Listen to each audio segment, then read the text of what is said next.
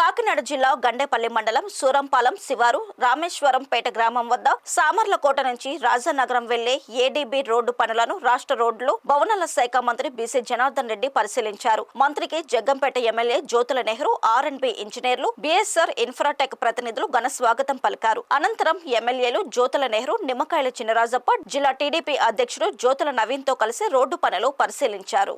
ఈ సందర్భంగా ఎమ్మెల్యే నెహ్రూ మంత్రితో మాట్లాడుతూ ఈ సర్కిల్లో విద్యా సంస్థలు ఎక్కువగా ఉన్నందున ఇక్కడ ఫ్లైఓవర్ బ్రిడ్జ్ కాకుండా పిల్లర్స్ ఏర్పాటు చేయాలని కోరారు. అలాగే నియోజకవర్గంలో మిగిలి ఉన్న రోడ్ల గురించి మంత్రి దృష్టికి తీసుకువెళ్లగా ఆయన సానుకూలంగా స్పందించి వాటి పరిష్కారానికి కూడా కృషి చేస్తానని హామీ ఇచ్చారు.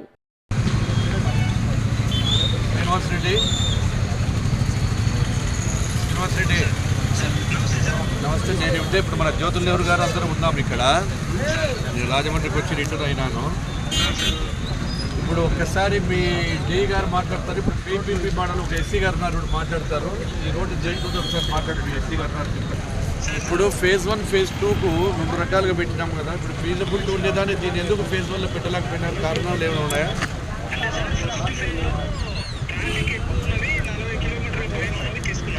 ఓన్లీ 40 కిలోమీటర్స్ అబోవ్ ఉండేది మాత్రమే ఫేజ్ 1లో తీసుకున్నాం. ఇది బిలో 40 కిలోమీటర్స్లో ఉంది. ఇది కూడా 45 కిలోమీటర్స్ ఉందంట. అచ్చా, చెప్పండి. ఓకే, దీన్ని కూడా ఫీజిబిలిటీలోకి ఒకసారి తీసుకొని డిపిఆర్ కూడా రెడీ చేయొచ్చు. మరి టెండర్ పిలుస్తుంది, మీరు ఫీజిబిలిటీ కింద దీన్ని కూడా పెట్టించండి, సరిపోతుంది. ఓకే, రిపోర్ట్ వస్తుంది కదా దానితో పాటు ఇది కూడా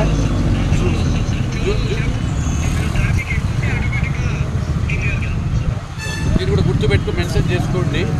ఎందుకంటే ఇది ఆవుతో అర్థమవుతుంది. ఎందుకంటే ఎడ్యుకేషన్ సెంటర్స్ అన్నీ దండిగా ఉన్నాయి, విపరీతంగా బస్సులు ఉన్నాయి. మళ్ళీ ఎస్సీ గారితో పర్టికులర్స్ తీసుకొని పర్టికులర్గా, ఎందుకంటే చాలామంది రిక్వెస్ట్ కూడా ఉంది ఇక్కడ. మళ్ళీ ఎందుకంటే మీరు చెప్పినట్టు ఏమంటే ఫీజిబిలిటీ నోట్ చేసి పెట్టుకోండి. ఇది వీలైన కాడ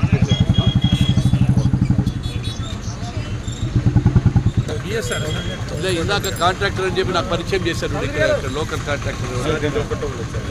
చెప్పండి.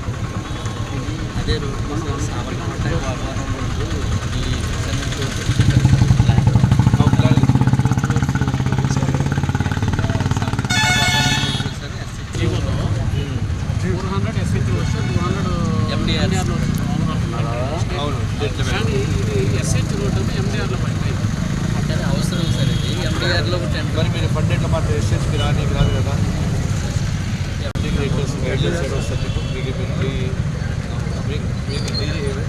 మా సోదరుల దగ్గర అంటే చెప్తే నేను అగ్నేష్ చెప్పినట్టు కాదు, ఏదైనా స్ట్రిక్ట్ పెడదాము. ఎందుకంటే దాంట్లో ఉండి దీంట్లో రాదు కదా. నామ్ సైడ్లో ఎక్కడ చేస్తున్నారు మీరు వర్క్? ఇక్కడ అమరావతిలో ఎంత పర్సెంటేజ్ ఇది ఇప్పుడు? 59%. సార్,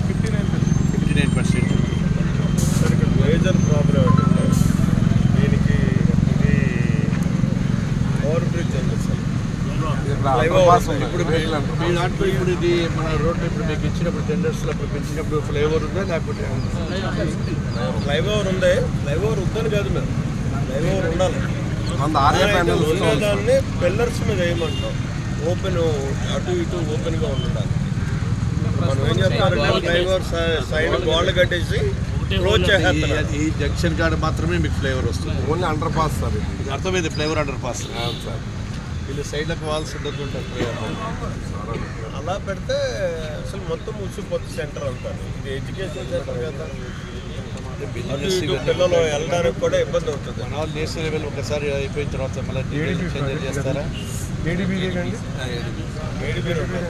ఫర్దర్గా కొత్తగా మళ్ళీ ఇవ్వడం అనేది డిపిఆర్ మళ్ళీ చేసుకుని పెట్టాలి. 2018 షాపింగ్ కాంప్లెక్స్ ఎడ్యుకేషన్ అప్లికేషన్. ఈ పిల్లలందరూ కూడా ఒకే వేవ్లో జరిగినప్పుడు మనకి ఇబ్బంది అవుతుంది. దీనికి ఎంత కాస్ట్? దాంట్లో అగ్రిమెంట్ ఉంటుంది కదా ఇది under pass under pass pillar మీద వస్తే ఎంత వస్తుంది